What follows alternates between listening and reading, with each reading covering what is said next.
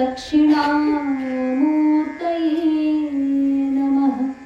नारायणं समारम्भां शङ्कराचार्यमध्यमाम् अस्मदाचार्यपर्यन्तां वन्दे गुरुपरम्पराम्।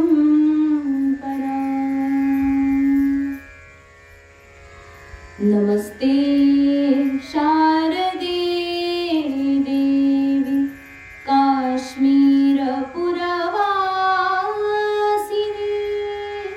त्वामहं प्रार्थये नित्यं विद्यादानं च देहि मे। ब्रह्मस्वरूपा परमा ज्योतिरूपा सनातनी,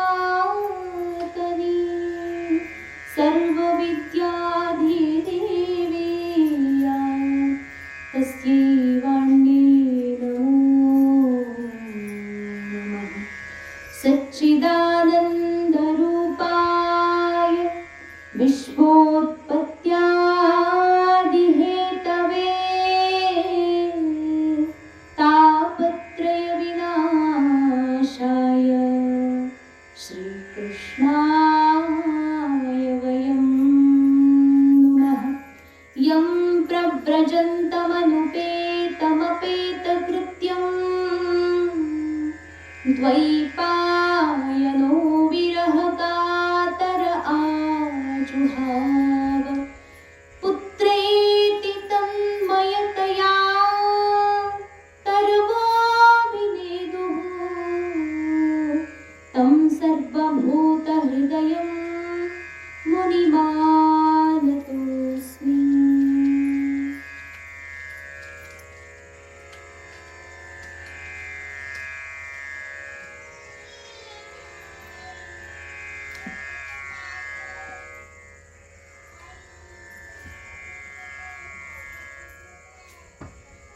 श्रीमन्नारायण करुणा सिंधू भगवान अखिल गुणधान श्री कृष्णचंद्राच्या कृपा प्रसादातून आपला हा दिव्य असा सत्संग श्रीमद भागवत कथा। आणि काल श्रीमद भागवत कथेमध्ये आपण सर्वांनी काय श्रवण केलं होतं आहे सर्वांच्या लक्षात?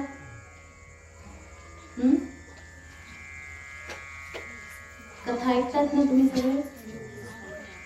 काल आपण काय ऐकलं होतं? 24 अवतार ऐकले होते.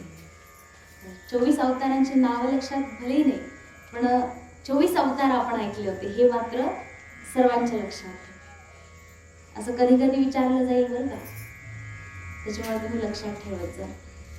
तर 24 अवतारांविषयक म्हणजे एकंदरीत जे 6 प्रश्न त्या ठिकाणी शौनक ऋषींनी विचारले होते, त्या 6 प्रश्नांची उत्तरं त्या ठिकाणी सूतजी महाराजांनी एक एक करून दिले होते. तर त्यातले सगळेच प्रश्न सुटले असं नाहीये. जसं काल आपण सांगितलं होतं, श्रीमद भागवत कथा समाप्त होईपर्यंत ह्या प्रश्नांची उत्तर आपल्याला मिळत राहतील. तर या प्रश्नांची उत्तर देऊन झाल्यानंतर त्या ठिकाणी श्री सूतजी महाराज सांगतात की हे शौनकजी महाराज, या संपूर्ण संसारामध्ये भवसागरामध्ये तारून नेण्याचं एकमेव साधन ही श्रीमद भागवत कथा आहे.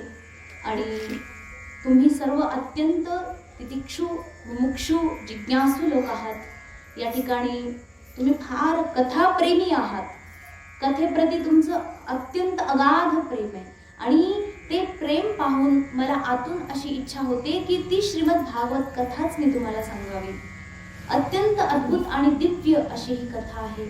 आणि ही कथा इदं भागवतं नाम पुराणं ब्रह्मसंहितं उत्तम श्लोकचरितं चकार भगवान ऋषी. त्या ठिकाणी एक असा छोटासा प्रसंग त्या ठिकाणी श्री सूतजी महाराज सांगून देतात. ते काय म्हणाले? सूतजी महाराज म्हटले की एकदा असं झालं की गंगा मैयाच्या किनाऱ्यावर बघा, आता ही कथा आपल्याला इथून कळेल नक्की काय झालं होतं. गंगा माईच्या किनाऱ्यावर राजा परीक्षित संपूर्ण साम्राज्य लक्ष्मीचा त्याग करून आजीवन आमरण उपोषण घेऊन अनशन व्रत घेऊन बसले होते. अनशन म्हणजे न अशन, अशन म्हणजे खाणे, न खाणे म्हणजे अनशन. तर मी काही खाणार नाही, अनशन राहील, उपोषण करेल. अशा प्रकारे मी अनशन व्रत घेऊन त्या ठिकाणी बसेल असं व्रत कुणी घेतलं? राजा परीक्षिताने. कुठे? गंगामाईच्या किनाऱ्यावर. आणि मग गंगामाईच्या किनाऱ्यावर अनशन व्रत घेतलेले हे राजा परीक्षित, काय झालं? तिथे अनेक ऋषीमुनी जमा झाले बरं का. अनेक ऋषीमुनी, सगळ्या ऋषीमुनींची नावं पुढे घेतली जातील. त्यामध्ये व्यासादी सर्व मुनी, महामुनी सगळे एकत्र जमा झाले. चारही दिशांनी, राजा परीक्षिताच्या चारही दिशांनी सगळे ऋषीमुनी जमा झाले. आणि त्या सगळ्यांच्या मध्ये मी सुद्धा होतो बरं का. कोण म्हणते हे? सूतजी महाराज म्हणतात. आणि तो जो प्रसंग चालला होता, त्या प्रसंगी आता या राजाचं जे दुःख आहे ते दुःख निवारण करण्याकरता काय उपाय आहे असं म्हणून सगळे चर्चा करत होते. आणि त्या चर्चेच्या मध्येच एक असा अद्भुत चमत्कार झाला. काय हो? काय चमत्कार झाला? तर म्हटले की तेव्हा त्या वनामधून अचानक भगवान श्री शुकदेवजी महाराजांचं अनायासे आगमन झालं. आणि ते भगवान श्री शुकदेवजी महाराज, त्यांना कोणी बोलवलं नव्हतं, निमंत्रण दिलं नव्हतं, आम्ही इथे बसलो हे कोणी सांगितलं नव्हतं. ते श्री शुकदेवजी महाराज श्रीमद भागवताचं चिंतन गायन मनन करत करत करत त्या ठिकाणी आपोआप येऊन पोहोचले. आणि शुकदेव महाराजांचं आगमन झालेलं पाहून सगळे ऋषीमुनी अत्यंत प्रसन्न झाले. सर्वांनी श्री शुकदेवजी महाराजांना साष्टांग दंडवत प्रणिपात केला आणि एक उंच अशा सिंहासनावर नेऊन त्यांना बसवलं. सर्वांनी त्यांची पूजा केली आणि त्यानंतर सगळेचे सगळे हात जोडून त्या ठिकाणी त्यांच्या समोर अत्यंत विनम्र भावाने बसलेले आहेत. अपेक्षा करतात की आता जो प्रसंग आपला आहे याचं समाधान हे घेऊन आलेले आहेत. मग त्यावेळी भगवान श्री शुकदेवजी महाराजांनी राजा परीक्षितची अवस्था पाहिली आणि राजाला त्या ठिकाणी श्रीमद भागवत कथा संपूर्ण श्रवण करवली. मग अशा प्रकारे ती जी कथा त्या ठिकाणी सांगितली गेली, कुणाद्वारे? भगवान श्री शुकदेवजी महाराजांद्वारे. कुणासाठी? राजा परीक्षितासाठी. आणि त्याच वेळी ऐकण्याकरता असंख्य ऋषीमुनी, देवता आदी सर्व लोक उपस्थित होते. आणि त्याच उपस्थितीमध्ये मी सुद्धा होतो असं कोण म्हणाले? श्री सूतजी महाराज. आणि ती जी कथा आहे, अकारण करुणावरुणालय असे जे भगवान श्री शुकदेवजी महाराज अनायासे आले, ज्यांचे की अजानुलंबित बाहू, त्यांचं वर्णन पुढे येणार आहे, त्याच्यामुळे इथे फार वेळ त्यामध्ये नाही घालवत. मग असे श्री शुकदेवजी महाराज अनायासे आले आणि अनायासे कृपा करून त्यांनी आम्हा सर्वांना श्रीमद भागवत कथा सांगितली. तर ही श्रीमद भागवत कथा मी तिथे ऐकली. कुठे? त्या गंगेच्या किनाऱ्यावर, गंगा मैयाच्या किनाऱ्यावर. मग ती श्रीमद भागवत कथा अत्यंत पावनी आहे, पवित्र करणारी आहे. म्हणून अहम चाध्यगमम तत्र निविष्टस्तदनुग्रहात सोहम वह श्रावयिष्यामि यथाधीतम यथामती. म्हणून हे ऋषी मुनींनो, ती जी कथा मी माझ्या गुरूंच्याकडून ऐकली, तीच कथा, ती जी अनिविष्ट तदनुग्रहात, त्यांच्या कृपेतून, त्यांच्या अनुग्रहातून जी कथा मी ऐकली होती, तीच कथा सोहम श्रावयिष्यामि, तीच कथा मी तुम्हाला आता इथे सांगणार आहे, तुम्हाला ऐकवणार आहे. आणि जशी मी अध्ययन केलं, माझी जेवढी बुद्धी आहे, यथावती म्हणजे माझी जशी बुद्धी आहे, जसं आपण म्हणतो ना यथाशक्ती दान करा, तसंच मी यथामती शिकलो. म्हणजे माझी जेवढी जशी बुद्धी आहे तसं माझ्या बुद्धीला जमलं तसं मी शिकलो. आणि जे मी शिकलो बस त्यांच्या कृपेतूनच मला ते आलं. यथा अधीतम, जसं मी शिकलो तसं मी तुम्हाला आता या ठिकाणी सांगणार आहे. तर तुम्ही ध्यान देऊन द्या ऐका. मग या ठिकाणी सुरुवात करतात, कथेचा प्रारंभ करतात भगवान श्री वेदव्यास महर्षी. कारण इथे सांगतात जे की दीर्घ काळापर्यंत जे सत्र चाललं होतं, त्या सत्रामध्ये अनेक ऋषी मुनी सगळे एकत्र बसले होते, जे वयोवृद्ध होते, असंख्य वयोवृद्ध होते. कोण? जे नैमिषारण्यामध्ये जे 88,000 ऋषी मुनी होते, फार अनुभवी महात्मे होते सगळे, ज्यांनी की आपल्या आयुष्यामध्ये जप तप स्वाध्याय भजन पूजन हे सोडून कधी दुसरं काही काम केलंच नाही, असे सगळे अनुभवी महात्मे होते. ते त्यांना फार प्रश्न पडले. हे सगळा संवाद ऐकला त्यांनी, कालचा संवाद, आत्ता जे सांगितलं हा संवाद त्यांनी जेव्हा ऐकला त्यांच्या मनामध्ये असंख्य प्रश्न आले. आणि मग ते प्रश्न या ठिकाणी आता भगवान वेदव्यास श्लोकाच्या माध्यमातून आपल्याला या ठिकाणी सांगतात. तर काय प्रश्न आहे शौनकजी महाराज विचारतात. शौनक उवाच सूत सूत महाभाग वदनो वदतांबर कथां भागवतीं पुण्यां यदाह भगवान शुकः. हे सूतजी महाराज, आपण तर खूप मोठे वक्ता आहात, वक्त्यांमध्ये सर्वश्रेष्ठ आहात. सूत सूत महाभाग भवता वदतांवर. वदतांवर म्हणजे अनेक जे कथा सांगणारे जे लोक आहेत, कथाकार, त्या सर्वांच्या मध्ये आपण श्रेष्ठ आहात. आणि तुम्ही तर साक्षात भगवान शुकदेव महाराजांचे शिष्य आहात हो. मग ती भागवती वार्ता जी आहे, जी की स्वतः पुण्यशालिनी आहे, पुण्याम यदाह, मग आम्हाला सर्वांना कृपा करून ती सांगा. आणि आमचे अनेक प्रश्न आहेत, कृपा करून त्या सर्व प्रश्नांचेही उत्तर द्या. तर काय प्रश्न आहेत? एक एक प्रश्न या ठिकाणी विचारलाय. काय म्हणतात? कस्मिन् युगे प्रवृत्तेयं स्थाने वाक्येन हेतुना कुतः संचोदित कृष्णः कृतवान संहितां मुनिः. म्हणतात की कुतः, कस्मिन युगे, कोणत्या युगामध्ये, काय हो, ही श्रीमद भागवत कथा लिहिण्याची प्रवृत्ती भगवान वेदव्यासांना कोणत्या युगात आली, शिवाय हे कसं काय आलं, त्यांच्या मनात कसं काय आलं की एवढं मोठं भागवत लिहावं बरं. लिहिलं. आतापर्यंत आपण काय ऐकलं की भगवान वेदव्यासांनी 4 श्लोकाचे 18,000 श्लोक लिहिले, एवढं आपण ऐकलं. पण ती जी कथा आहे एवढी सगळी मोठी का केली त्यांनी? काय प्रेरणा त्यांना अशी मिळाली की असं करायलाच पाहिजे? असा काही प्रश्न येतो ना. मग आम्हाला तोच प्रश्न आलाय की असं काय झालं जेणेकरून त्यांना एवढं सगळं करावं लागलं? कृपा करून आम्हाला ते कारण कळावं. यानंतर म्हणतात की भगवान श्री शुकदेवजी महाराजांचं तो काय विचारतात. तुम्ही ज्यांचे शिष्य आहात, ज्यांचं नाव तुम्ही आता सांगितलं, अहो ते तर साक्षात भगवान वेदव्यासांचे पुत्र आहेत. आणि त्यांचं जन्माची आख्यायिका जी की अत्यंत अद्भुत आहे. जशी की गोष्ट आपण ऐकली आहे, आईच्या उदरातून बाहेर पडल्या पडल्या ते वनाला गेले, पण वनात जाताना आणखी एक चमत्कार झाला, त्याचं इथे या ठिकाणी वर्णन आलेलं आहे. उल्लेख असा आहे की वनाला जात असताना त्यांच्या पाठीमागे त्यांचे पिता भगवान वेदव्यास पुत्र पुत्र म्हणून धावत होते, हे पुत्र हे पुत्र.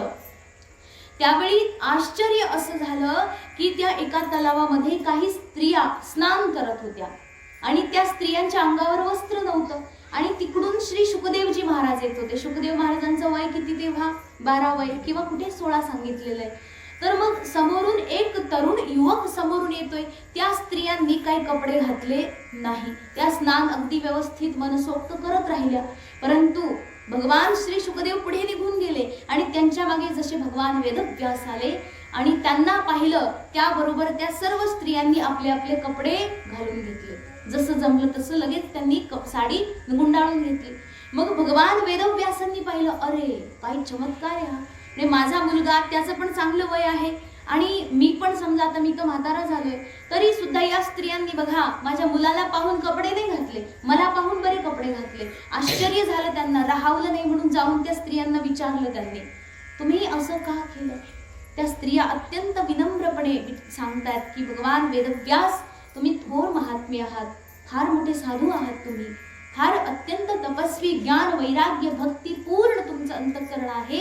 परंतु तुमचा जो पुत्र आता पुढे गेलेला आहे ना, तो आणि तुमच्यामध्ये एक फरक अजून आहे बरं का. काय फरक आहे?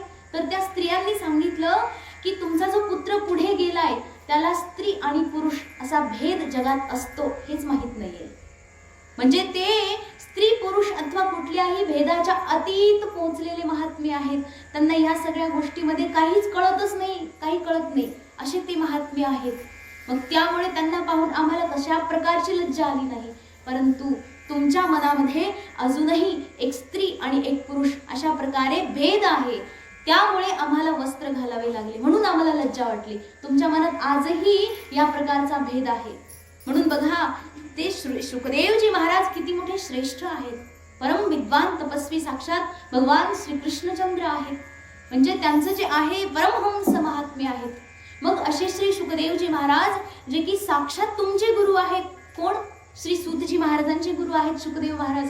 म्हणून त्यांचं तर अद्भुत आहे, खूप दिव्य आहे. मग ते सगळं आम्हाला ऐकायचंय. आणि ही जे आम्ही प्रश्न विचारला होता की भगवान वेदव्यासांना कशी ही कल्पना आली की मी भागवत एवढं मोठं करावं. त्याच्यानंतर आणखी एक प्रश्न आहे. काय प्रश्न आहे म्हटले? सांगतात की ते जे राजा परीक्षित आहे ना, राजा परीक्षित कसा आहे? राजा परीक्षित, राजा परीक्षित जर पाहायचं असेल तर त्याचा कुळाचा विचार करावा लागेल. कारण की कुळ पाहूनही त्या कुळाच्या मध्ये उत्पन्न होणाऱ्या व्यक्तीचा आपल्याला अंदाज येतो. आश्चर्य वाटतं कधी कधी की एवढं उत्तम कुळ आहे, इतकं सुंदर कुळ आहे, सगळे भजनानंदी लोक आहेत, आणि त्याच्यामध्ये एखादा जर राक्षस प्रवृत्तीचा जन्म झाला आपल्याला आश्चर्य वाटतं ना. अरे बापरे, एवढे सगळे चांगले लोक, म्हणजे त्यात एक सडका. काय करताय तुम्ही आता शेतात? सगळ्यांच्या शेतात तेच आहे ना. एक सडका कांदा जर त्या तुमच्या ऐरणीत, काय म्हणतात त्याला, हा, असं तर काय होतं, सगळं कांद्याला फेकून द्यावं लागतं. आपलं तसं झालं. एक आपण म्हणजे शोक करतो, रे एवढं मोठं उत्तम कुळ आहे, त्याच्यामध्ये एक कुलांगार कुठून उत्पन्न झाला. किंवा आश्चर्य वाटतं, चिखलात कमळ आलं. यांच्या अख्ख्या वंशामध्ये कधी परमार्थाचा गंधही नाही त्या लोकांना, आणि त्याच्यामध्ये एखादं कुणीतरी भगवत भक्त जन्माला आला. जसं हिरण्याक्षच्या वंशामध्ये कुणी भक्त नव्हता, पण हिरण्याक्ष पुत्रच त्याचा प्रल्हाद भगवत भक्त आहे, महान महाभागवत ज्याला म्हटलेलं आहे. मग अशा प्रकारे इथे सांगितलेलं आहे. तसंच कुळाचा अंदाज घेऊन आपण त्या कुळामध्ये उत्पन्न होणाऱ्याचा अंदाज घेतो. तर राजा परीक्षित कोणत्या कुळाचा आहे? भरत वंशाचा आहे. भरत वंशाचा जर पूर्ण इतिहास पाहिला तर भरत वंशामध्ये अद्याप झालेले सगळेच्या सगळे राजे अत्यंत धार्मिक होते, प्रजावत्सल होते. महाराज युधिष्ठिर एक किती मोठे प्रजावत्सल राजे होते, अत्यंत धार्मिक होते, सत्यवादी होते. महाराज युधिष्ठिर सदा सर्वदा सत्याचं व्रत पालन करत होते. मग त्यांच्या वंशामध्ये आलेला हा राजा परीक्षित कसा असेल? अत्यंत धर्मपरायण. आणि तेवढंच नाही हो, म्हणजे फक्त बापाच्याच ओळखीवरून मुलाला ओळखायचं तसंही नाही. आम्ही ऐकले राजा परीक्षित स्वतः फार मोठे दक्ष होते. प्रत्येक प्रजेच्या प्रत्येक समस्येला सोडवण्याकरता अति दक्ष होते, प्रजावत्सल होते. आपल्या प्रजेला आपल्या पुत्रापेक्षाही अधिक प्रेम करत होते. हे असे राजा परीक्षित जे की सदा सर्वदा धर्मपरायण होते. कधीही त्यांनी अधर्माचं आचरण केलं नाही. सदा सर्वदा यज्ञ, याग, क्रिया, कर्म, मंदिर, पूजा, पाठ आदी सर्व धार्मिक कामामध्ये राजा परीक्षित सदा सर्वदा प्रवृत्त होते. मग असं काय झालं बरं, जेणेकरून राजा परीक्षितला संपूर्ण साम्राज्य, वैभव, लक्ष्मी सगळं सोडून द्यावं लागलं. जी लक्ष्मी शत्रू लोक सुद्धा आपली सर्व लक्ष्मी राजाच्या पायावर आणून टाकत होते, तो राजा संपूर्ण पृथ्वीचा एकटा मालक होता. तो राजा ज्याने संपूर्ण पृथ्वीवर दिग्विजय मिळवलं होतं, एका छत्राखाली संपूर्ण राज्य सांभाळत होता, तो राजा परीक्षित. त्याला असं काय दुःख झालं जेणेकरून सगळ्याचा त्याग केला आणि सगळं काही सोडून, अन्न जल सोडून त्या ठिकाणी गंगा मैयाच्या किनाऱ्यावर येऊन ध्यान करतायत, तप करतायत. हे का असं काय झालं? त्याची जी कहाणी आहे ती कृपा करून आम्हाला सांगा. मग अशा प्रकारे या ठिकाणी अनेक प्रश्न विचारले. जसं अभिमन्यू सुतम सूत प्राहुर भागवतोत्तमम. आम्ही सांगितलं होतं अभिमन्यू सुत म्हणजे अभिमन्यूचा पुत्र राजा परीक्षित. आम्ही ऐकले त्यांच्याविषयी. प्राहुर भागवत म्हणजे भगवंताचा भक्त, भगवंताचा निस्सीम भक्त होता. तस्य जन्म महाश्चर्यम, त्यांचा जन्म तर महाआश्चर्य आहे. कर्माणी च गृहिणी च अत्यंत अद्भुत होते. सम्राट कस्य वा हेतोः पांडूनां मानवर्धन. सदा सर्वदा पांडव वंशाचा मान वाढवणारा तो राजा कशामुळे बरं गंगा मैयाच्या किनाऱ्यावर सगळं काही सोडून त्या ठिकाणी एकटा येऊन बसला? पुढे म्हणतात अशा प्रकारे हे सगळे अनेक प्रश्न आहेत. म्हणून तत्सर्वं न समाचक्ष पृष्टो यदिह कश्चन मध्ये त्वाम विषये वाचाम स्नातमन्यत्र छांदसाम. हे श्री सूतजी महाराज, तुम्ही संपूर्ण वेदाचं त्या ठिकाणी वेद सोडून संपूर्ण शास्त्र जे आहे त्याचे आचार्य आहात, संपूर्ण शास्त्राचं तुम्ही ज्ञान ठेवतात, मग ह्या सगळ्या गोष्टीचं जे ज्ञान आहे ते तुम्हीच आम्हाला देऊ शकतात, म्हणून कृपा करून त्याच्या पाठीमागे जी काही गोष्ट आहे ती आम्हाला सांगा.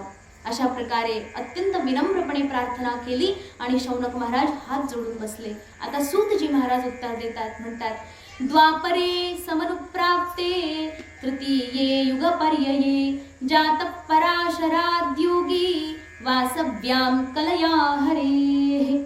त्या ठिकाणी सांगितले की द्वापरे म्हणजे चतुर्युगी जे आहे, 4 युगाचं एक जे चतुर्युग बनतं, 4 युग एकत्र आल्यानंतर, तर त्या चतुर्युगातलं जे तिसरं युग आहे कोणतं, द्वापर, त्या द्वापर युगाच्या शेवटी जवळपास काय झालं म्हणतात की माता सत्यवती आणि महर्षी पराशर यांच्या घरी पुत्र रूपाने भगवान वेदव्यास जन्माला आले, अवताराला आले. या कलया हरे कलियुगामध्ये, कलियुगाच्या प्रारंभ होण्याच्या पूर्वी म्हणजे द्वापर युगाच्या शेवटी. मग अशा प्रकारे कदाचित आणि एकदा असं झालं, भगवान वेदव्यास सकाळी स्नान करून सरस्वती नदीमधून स्नान करून बाहेर आले आणि सूर्य उदय होत होता त्याच वेळी त्या ठिकाणी येऊन सरस्वती नदीच्या किनाऱ्यावर अत्यंत खिन्न मनाने बसले, अत्यंत असंतोष, अतृप्त. बघा बरं, संत महात्मे कधी असंतुष्ट असतात का? संत महात्म्यांकडे एकच धन आहे बघा, एकच धन आहे, ते म्हणजे काय? एकच धन आहे बस, आनंद, सदा सर्वदा प्रसन्नता. आपणही प्रसन्नता राहायची आपल्याकडेही आणि दुसऱ्यांनाही ती वाटत राहायची.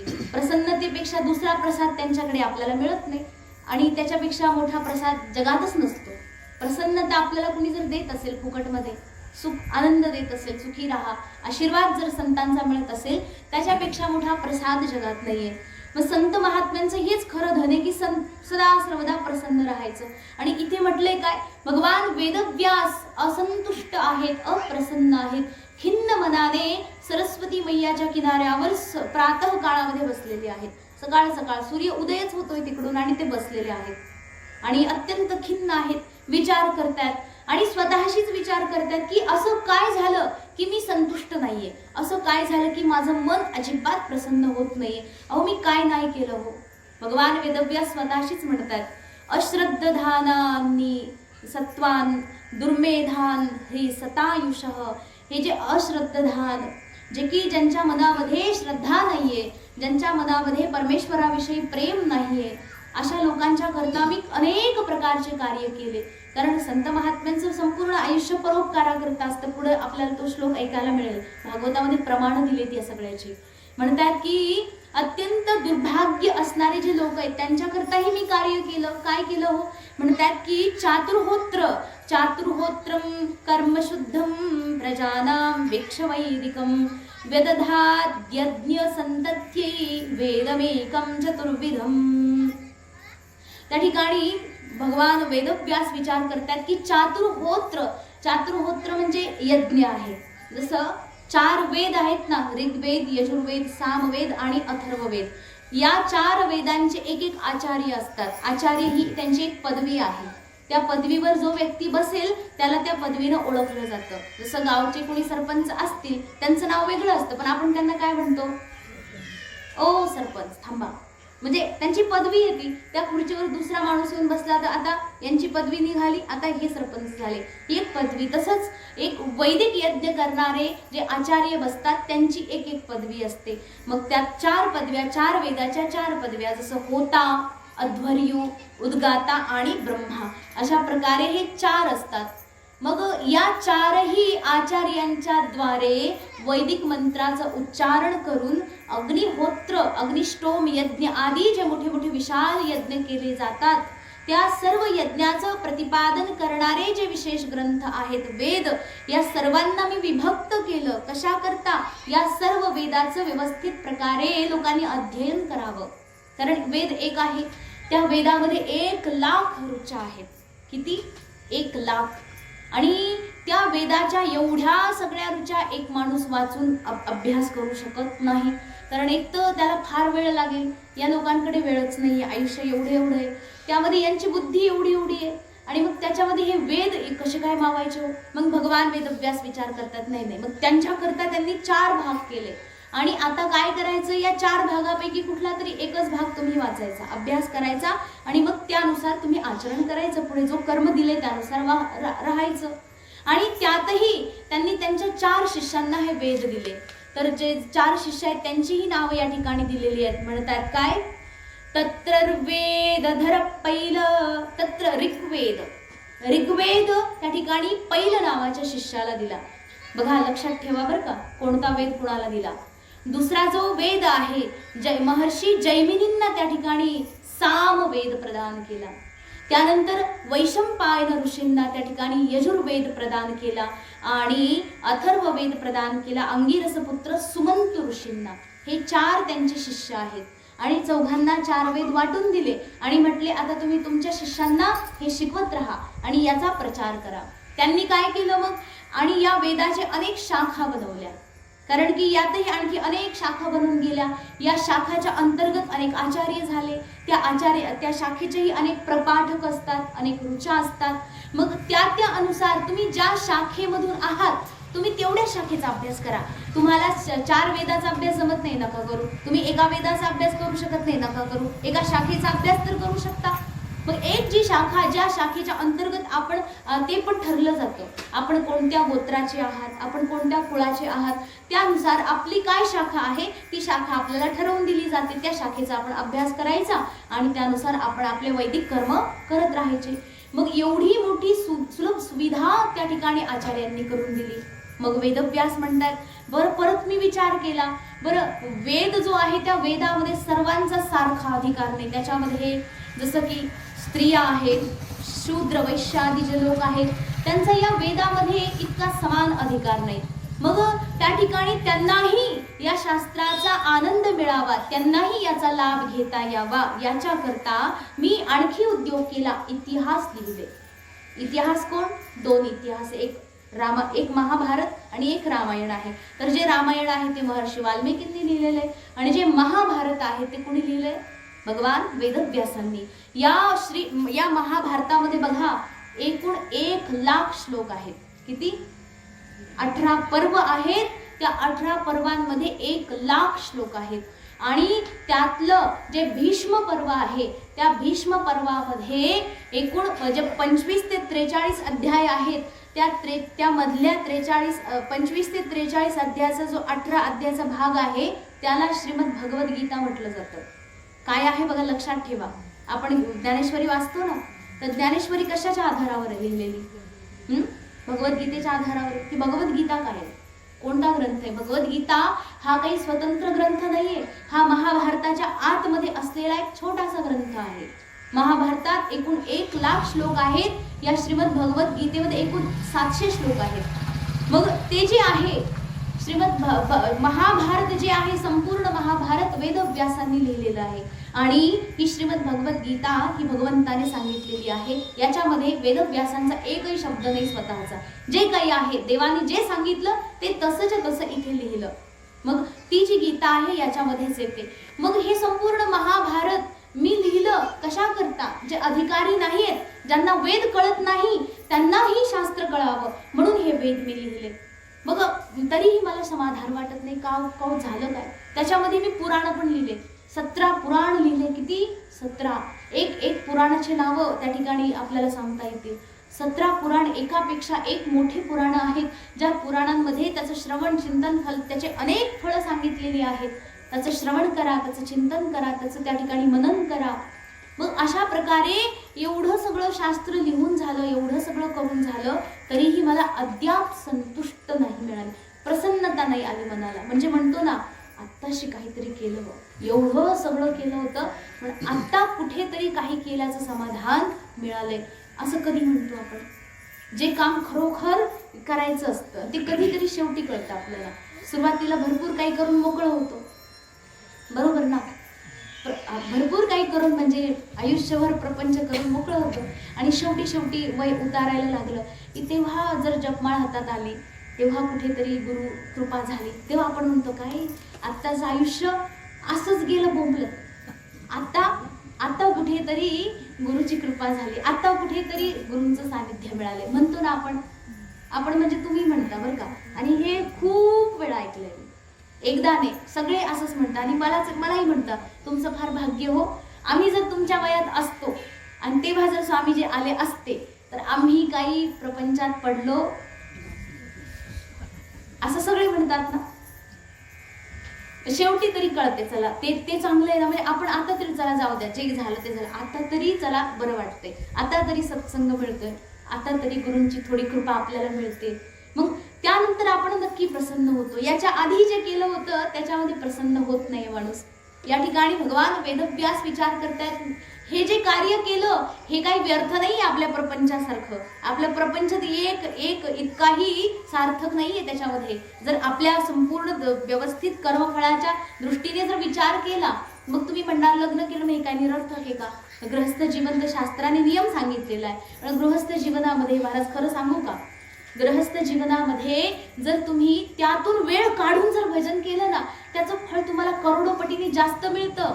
ज्या लोकांनी संन्यास घेतला, आमच्यासारखे लोक संन्यास घेऊन सगळं सोडून आलेत आणि भजन जर नाही केलं तर फार पाप लागेल, कारण आमचा सगळा वेळ कशासाठी आहे? भजना करताय. मग भजन जर नाही केलं तर मग काही जीवनाचा अर्थ नाहीये. त्यातून जर तुम्ही एवढं सगळं प्रपंच पाहून जर वेळ काढून येतात, भजन करताय, सत्संग ऐकताय, मग ते तर फार मोठं कार्य आहे, फार उत्तम कार्य आहे. मग त्यात तुमचं कौतुक आहे, खरंच कौतुक आहे. ज्याच्यामध्ये म्हणजे एवढं सगळा प्रपंच असतो, त्या व्यापामध्ये सुद्धा आपण जर थोडं कुठेतरी वेळ भजना करता काढतोय, थोडा तरी वेळ कुठे जप करण्याकरता, सत्संग ऐकण्याकरता काढतोय, तर ही फार मोठी गोष्ट आहे. मग अशा प्रकारे भगवान वेदव्यास विचार करतायत की मी आतापर्यंत जे सगळे ग्रंथ लिहिले, या सगळ्या ग्रंथ लिहिल्यानंतर मी अजून मनाला असं भावेल पटेल असं का वाटत नाही, मी प्रसन्न नाहीये एवढं सगळं करून. असं जेव्हा भगवान वेदव्यास विचार करत होते, मग आता विचार जेव्हा करतो व्यक्ती आणि मनापासून, बघा हा विचार काही दुसऱ्या आपल्या स्वतःच्या करता आहे का? स्वतःचा त्यांचा काही स्वार्थ होता त्याच्यामध्ये? बघा, दुसऱ्याचं हित होत नाहीये माझ्याकडून याचं चिंता आहे त्यांना, दुसऱ्याचं मी हित करू शकत नाहीये याची चिंता आहे. आणि आपल्याला दुसऱ्याचं हित होत असताना पाहून चिंता होते. म्हणजे आपली किती विचित्र अवस्था आहे. आपली चिंता कशाची? दुसऱ्याचं हित थोडंसं पाहिलं की चिंतेचा पारा अगदी वर. संत महापुरुष म्हणतात, रे दुसऱ्याचं हित होत नाहीये माझ्या हाताने, ते पाहून त्यांना वाईट वाटतं. कारण यांचं संपूर्ण शरीर केवळ आणि केवळ कशा करता असतं? परोपकारा करता.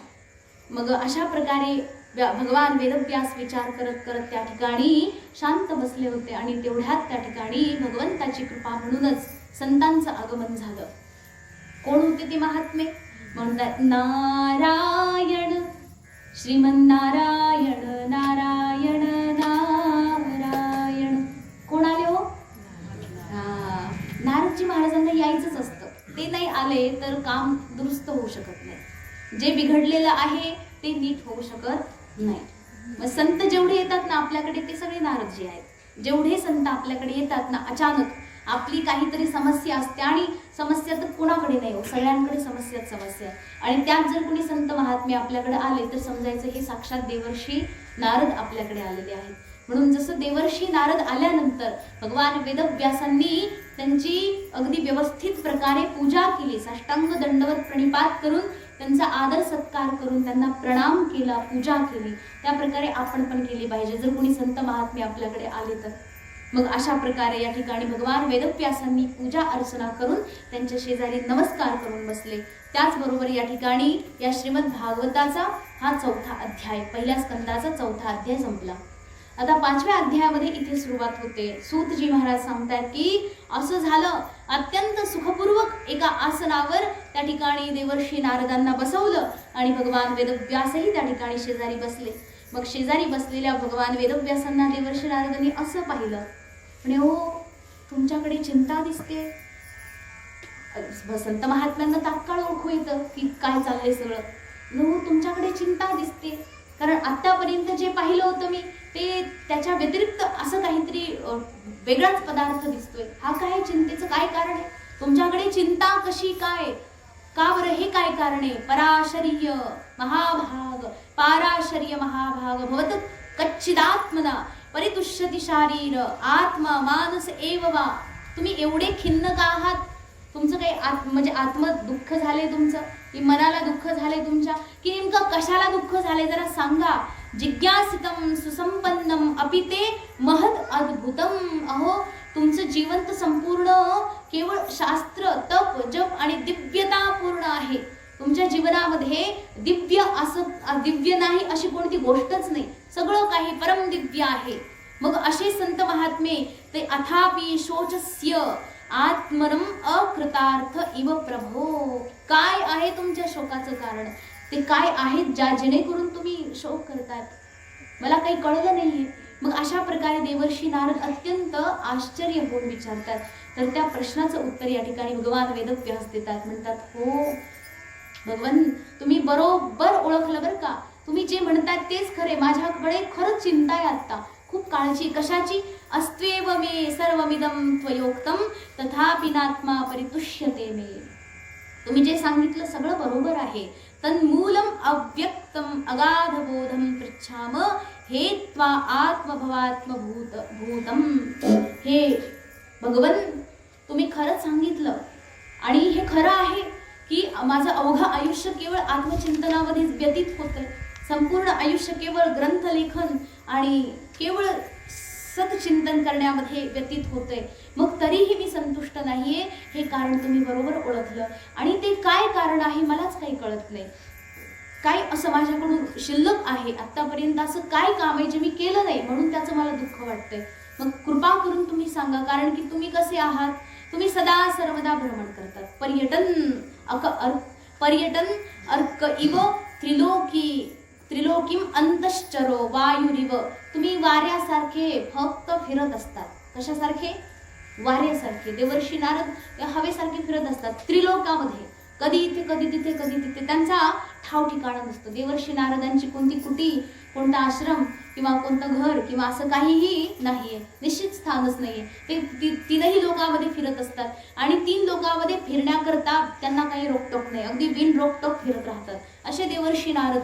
आणि संपूर्ण शास्त्राचं ज्ञान ठेवणारे तुम्ही साक्षात ब्रह्मदेवाचे पुत्र आहात.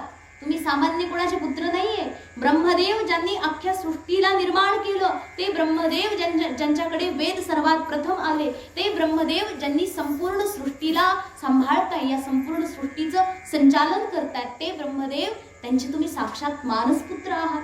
त्याच्यामुळे तुमचंही सामर्थ्य काही कमी नाही. म्हणून परावरे ब्रह्मणि धर्मतो व्रतैहि स्नातस्य मे न्यूनम अमलम विचक्ष्व. हे भगवन, हे धीमन, कृपा करून तुम्ही माझ्या दुःखाचं काय कारण आहे ते तुम्ही शोधून काढा आणि त्याचा उपायही तुम्ही मला सांगा. अशा प्रकारे अत्यंत विनम्र पूर्वक बघा भगवान वेदव्यास सांगतायत. तुम्ही तर साक्षात भगवान वेदव्यास तर भगवंताचे अवतारच आहेत. कारण त्यांच्या अवताराचं वर्णन आपण कालच केलं होतं 24 अवतारामध्ये, तेही आहेत. तरीही इतके विनम्र म्हणजे आपल्याला जर काही घ्यायचं असेल कुणाकडून ना तर विनम्रतेची काही कमी नाही करायची बरं का. आणि असं नाहीये मग एखाद्या ठिकाणी घ्यायचंच नाही म्हणून अगदी दादागिरी करायची. असं एकही जगातलं व्यक्ती नाही, एकही नाहीये ज्याच्याकडून आपल्याला काही मिळणार नाहीये. या संपूर्ण चराचरामध्ये प्रत्येक व्यक्तीकडून, प्रत्येकाकडून काही ना काही आपल्याला घेण्यासारखं आहे. कुठेही भगवान दत्तात्रेयांनी 24 गुरु केले होते. ते साक्षात गुरु आहेत. भगवान दत्तात्रेय गुरु आहेत ना, त्यांना आपण काय म्हणतो? गुरु दत्तात्रेय म्हणतो ना, म्हणजे ते गुरु आहेत. तर ते स्वतः गुरु, तरीही ते करतात किती? 24 गुरु. मग ते स्वतः जगाला दाखवण्याकरता रे बाबा ह्याच्याकडून मी हे शिकलो, त्याच्याकडून ते शिकलो, त्याच्याकडून हे शिकलो. म्हणजे विश्वामध्ये असं एकही स्थान नाही,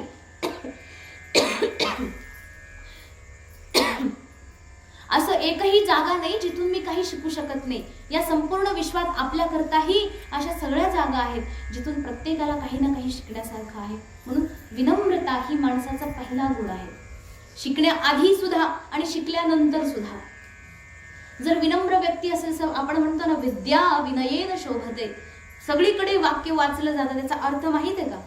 विद्या विनयेन शोभते, म्हणजे विद्या जी आहे ती विनयता असेल तरच शोभा पावते. विनय म्हणजे विनम्रता.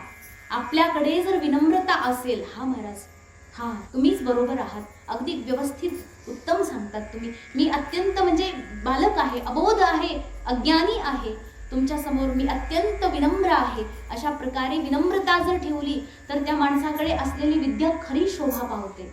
म्हणून तर जसं एखादं झाड असतं,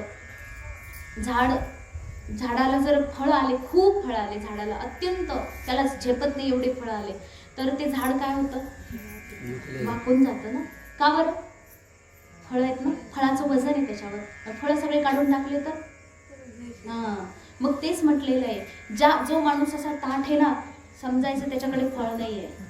फळ म्हणजे ज्ञान नाहीये त्याच्याकडे, भरलेलं नाहीये, मोकळं आहे ते, अगदी मोकळं आहे ज्याच्याकडे असंय ताठपणा. पण जो वाकलेला आहे ना, अगदी विनम्र आहे, ज्याच्या अंगामध्ये प्रत्येक क्षणात विनम्रतेचे नाटक पण करतात लोक.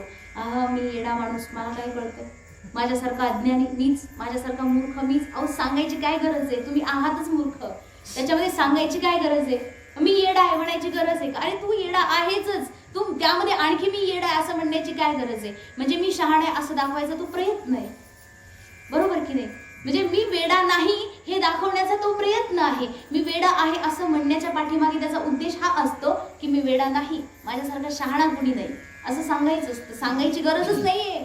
आपण जर खरोखर वेडा आहोत ना, तर वेड्यासारखं तुम्ही निरंतर राहा, वेड्यासारखं राहा आणि अत्यंत विनम्रपणे, शालीनपणे, व्यवस्थित सद्गुरूंच्या जवळ जाऊन त्यांचं सानिध्य घेऊन विनम्र व्हा, लीन व्हा, त्यांच्या पायाशी लोटांगण घ्या. त्या जीवाचं कल्याण झाल्याशिवाय राहणार नाही. सद्गुरूच्या पायाशी लोटांगण घेतलं ना, तो व्यक्ती धन्य झाला म्हणून समजायचं. त्याचं कोणी काही बिघडवू शकत नाही. मग अख्ख्या जगात त्याचं बिघडवणारे कोणी महान हस्ती जरी आले तरी पळून जातील, कारण गुरुच्या सानिध्यात हा. बस एवढा फरक आहे. जसं एखादं माठ आहे ना, माठ, आता पाण्याचा माठ आपल्याला फार गरजेचा आहे ह्या दिवसात. माठाला जर असं वरून मारलं तुम्ही, कसा आवाज येतो बरं, मोकळा असेल तर? ठण ठण ठण ठण. आणि पाणी भरलं तर नाही, ठणठण आवाज येणार नाही. कसा? बदबद आवाज येतो, सावकाश आवाज येतो. तेच म्हटलेले empty vessel too much sound.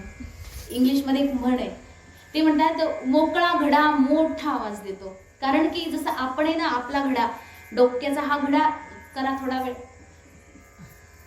तुम्ही म्हणणार काय काय करता, कधी झाड, काल परवा तर ढंपर बनवलं होता. सगळे आपल्या शरीरामध्ये सगळे. हा काय एक घडा समजायचा. हा घडा जेव्हा जास्तीत जास्त बोलतो, समजायचं हा घडा अजून मोकळा आहे, याच्यामध्ये भरलेलं नाही. जो जास्तीत जास्त बोलतो म्हणजे काय, ज्याला फक्त अहम अहम अहम अहम, मी मी मी, बस हे स्वतःचं फक्त दाखवण्याचं सुचतं सगळं, त्या घड्यामध्ये काही भरलेलं नाही, मोकळाच मोकळा आहे. त्याच्यामध्ये काही ज्ञान कुणी आतापर्यंत भरलेलं नाही. आणि तो घडा जर त्या ठिकाणी अत्यंत विनम्रपणे, शालीनपणे आणि हळू आवाजात, कमी अत्यंत मोठ्या लोकांच्या समोर अत्यंत विनम्र राहून शांत आणि धीर स्थिर राहतो, समजायचं या घडाला कुणीतरी भरलेलं आहे, आता भरलेलं आहे हा घडा. हे सगळे लक्षणे शास्त्राने सांगितलेले. मग अशा प्रकारे विनम्रता अत्यंत आवश्यक आहे आपल्या जीवनामध्ये. आणि हे संत थोर महापुरुष सगळे विनम्रता आपल्या जीवनामध्ये घेतात आणि लोकांना शिकवतात, अरे बाबा विनम्र राहा. भगवान जरी साक्षात सृष्टीवर अवतार घेऊन आले ना, तर त्यांनी सुद्धा मी आणि अहम अशा प्रकारे कधी केलं नाही. जेव्हा संपूर्ण युद्ध संपलं होतं, सगळ्यांना माहित होतं की हे युद्ध भगवान श्रीरामाच्या शक्तीमुळेच जिंकलेलं आहे, तरीही भगवान काय म्हणतात, परमात्मा भगवान म्हणतात राम एकटा काय करणार आहे, रामाकडे काही सामर्थ्य आहे का, राम काही करू शकत नाही. हे सगळं जे केलंय, माझे भैया लक्ष्मण आहे, महाराज विभीषण आहे, महाराज सुग्रीव आहे, त्यांची वानर सेना आहे, या सगळ्याचं जे काही श्रेय आहे भगवान परमात्मा सगळं काही दुसऱ्यांना देऊन टाकतात. वस्तुतः परमात्मेशिवाय काही शक्य आहे का? तो परमात्माही आपण केलेलं श्रेय दुसऱ्याला देऊन टाकतात. मग आपण काय बरं, काही केलेलं नसताना सगळं मी केलं, माझ्याशिवाय झालं नाही, मी नसतो तर झालंच नसतं. अरे तुझी काय किंमत आहे? स्वतः जेव्हा आपण विचार करू बरं, मेलोच जर, हा आपण विचार करू. हे सगळं होते म्हणजे काय, तुम्हाला काय वाटतं मी करते म्हणून होतंय? समजा तुम्ही विचार करा स्वतःसाठी, दुसऱ्याच नाही, स्वतःच विचार करा. आपण गेलो, मेलो, उद्या काय आपल्या वाचून सगळं राहणार आहे का? उलट घरचे म्हणतील अरे याला लवकरात लवकर बाहेर काढा, याचं काम संपवून टाका, आपण आपले काम करायला मोकळे. त्यांना करता येणार नाही कामं जोपर्यंत ते पडलेलं आहे, म्हणून ते आधी बाहेर काढतील, आपल्या कामाला लागायला मोकळे. ही अशी संसाराची रीत आहे. कोणी कुणा वाचून राहत नाही, कोणासाठी काही राहिलेलं नाहीये. उलट आणि तुमचंही काही राहत नाही, तुम्ही पुढच्या प्रवासाला गेलेत निघून, यांचा आणि तुमचा परत संबंधही नाही. मग अशा प्रकारे हे संपूर्ण विश्व आहे, म्हणून विनम्र राहायचं, सदा सर्वदा विनम्र. इथे संत महात्मे आपल्याला हे शिकवतात. भगवान वेदव्यास अत्यंत विनम्रपणे बघा. आणि जेव्हा आपलं काही काम असतं ना, तेव्हा तर माणसाने डबल विनम्र व्हायला पाहिजे. नेहमी तर विनम्रता असलीच पाहिजे, परंतु आपलं काम आहे, काय काम म्हणजे आमच्या घरचं काही काम होत नाही ते सांगायचं नाही बरं का. इकडे ते सांगून काय करायचंय, ते काम नाहीये, ते काम निपटलं नाही निपटलं तरी कल्याण होणार नाहीये. ते दोन्हीही सारख्याच प्रमाणात आहे. पण त्याच्याच ऐवजी जर आध्यात्मिक समस्या तुमच्या असतील, आज मी जप केले पण माझं मन लागलं नाही, आज मी हे केलं पण काहीतरी समस्या असेल तुमची, काहीतरी आध्यात्मिक चिंतनबद्ध काहीतरी समस्या असेल, तर ती अगदी मोकळ्या मनाने सद्गुरूंच्या जवळ सांगायची. पण कशी? विनम्रतेनं, अत्यंत विनम्र होऊन. त्याच विनम्रतेचं प्रतीक या ठिकाणी भगवान वेदव्यास दाखवतात.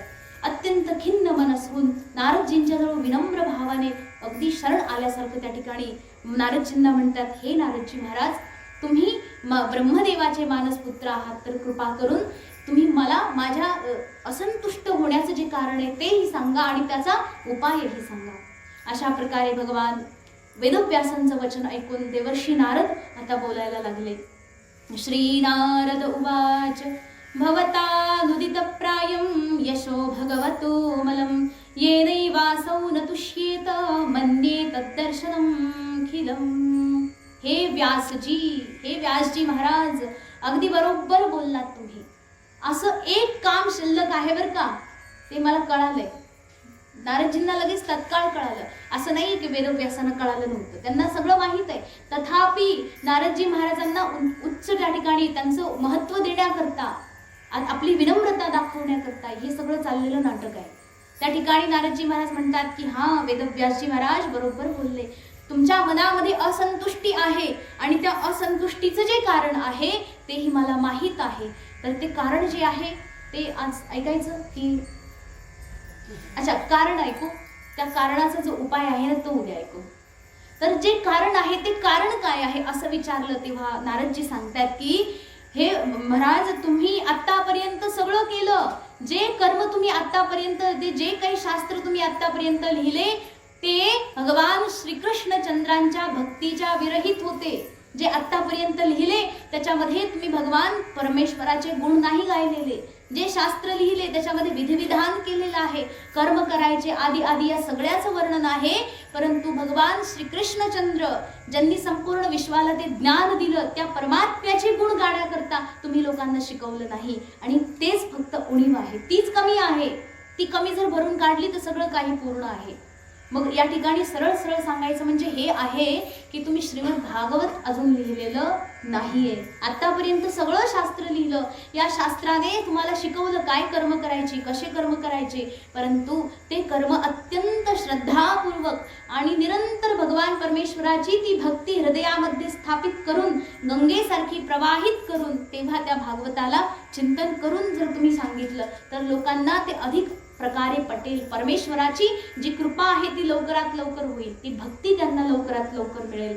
म्हणून तुम्ही इतर कोणतेही कर्म करा, भगवान परमेश्वराची भक्ती जर त्याच्यामध्ये नाही तर ते व्यर्थ आहे, निरर्थक आहे. आणि असे निरर्थक आणि व्यर्थ कर्मामध्ये चांगले चांगले ऋषीमुनी कधी रमतच नाही. भगवान श्री नारदजी महाराजांनी तो खूप सुंदर सांगितलं. ते एक उदाहरण देतात. ते म्हटले की जसं मानस सरोवर आहे, मानस सरोवरामध्ये जे हंस रमतात ना, कोणते हंस, जे हंस असतात उंच उडणारे ते पक्षी सगळे, ते फक्त आणि फक्त मानस सरोवरामध्ये रमतात. मानस सरोवर कुठे? कैलास पर्वतावर, जिथे की आता कुठे चीनमध्ये नाही का. तर मानस सरोवरला जायचं असेल तर आपल्याला भरपूर विजा, पासपोर्ट वगैरे करावं लागेल. पण इथे मानस सरोवर आपण आणू शकतो. कथे आणायचं ना, हा मग आणू. तर ते मानस सरोवर ही श्रीमद भागवत कथा आहे. तर या ठिकाणी सांगितले की जे हंस आहेत ते मानस सरोवरामध्येच केवळ रमतात, ते दुसऱ्या तिसऱ्या कुठल्या सरोवरात रमत नाही, कारण त्यांना तिथे आनंद मिळतच नाही. बस तसं सांगितलेलं आहे की तुम्ही जे सगळं शास्त्र लिहिलेलं आहे त्या सगळ्या शास्त्रामध्ये त्या ठिकाणी ते संत महात्मे रमणार नाही. का? कारण की त्यामध्ये भगवान श्रीकृष्णचंद्राचे गुण गायलेले नाही. जर तुम्ही भगवान परमेश्वराचे गुण गाणारा एखादा ग्रंथ लिहिला तर त्याला मानस सरोवर समजून त्याच्यामध्ये हे सगळे संत महात्मे जे परमहंस आहेत ते निरंतर रमण करतील. म्हणून तुम्ही तो ग्रंथ लिहिला तर तुम्हालाही समाधान, आम्हालाही समाधान, सगळ्या जगाला समाधान. मग अशा प्रकारे तो ग्रंथ तुम्हाला आता लिहावा लागेल ज्याच्यामध्ये परमात्म्याचं गुण वर्णन केलेलं आहे. नाहीतर कसं होईल, यात उदाहरण दिले जसं की कावळ्यांना आपण उष्ट खायला टाकतो ना, ती जी जागा आहे त्या जागेमध्ये पवित्र कार्य काही होत नाही, कारण ती अपवित्र जागा आहे. मग त्याच प्रकारे हे सगळं होऊन जायचं ज्याच्यामध्ये भगवान परमेश्वराची भक्ती नाही, ते सगळंच्या सगळं साधन त्या प्रकारे अपवित्र आहे, ज्याच्यामध्ये संत महात्मे रमतच नाही. म्हणून ज्या ठिकाणी खरोखर हरिभक्त परमात्म्याचे भक्त रमतील असं ते परमेश्वराचं भगवान श्रीकृष्णचंद्राचं गुण गाणारी ती दिव्य लीला गाणारी जी गाथा आहे त्याला तुम्ही कृपा करून या ठिकाणी वर्णन करा. त्या वर्णनानंतरच आपल्याला पुढे कळेल. मग ते वर्णन कसं केलं, काय केलं, त्याच्याकरता देवर्षी नारदांनी एक गोष्ट सांगितली, ती अत्यंत अद्भुत आहे, इतकी सुंदर गोष्ट आहे की आपल्याला ऐकून आश्चर्य होईल. ती गोष्ट म्हणजे देवर्षी नारदांनी त्यांच्या पूर्वजन्माची सांगितली.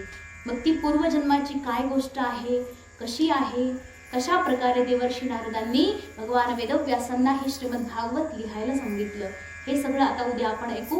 त्यासाठी उद्या सर्वांनी या ठिकाणी उपस्थित राहायचं. आजची झालेली जी सेवा आहे ती भगवान परमेश्वराच्या श्री चरणावर समर्पित करून वाणीला पूर्णविराम देऊ. ओम पूर्णमदः पूर्णमिदं पूर्णात् पूर्णमुदच्यते पूर्णस्य पूर्णमादाय पूर्णमेवावशिष्यते. ओम